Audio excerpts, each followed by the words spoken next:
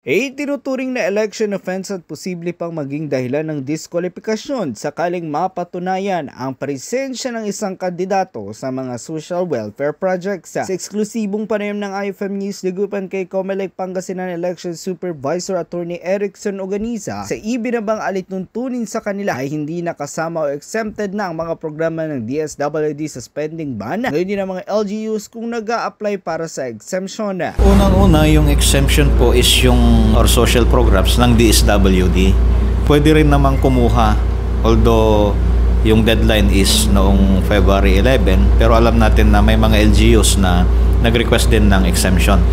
Election offense at grounded for disqualification pag napatunayan.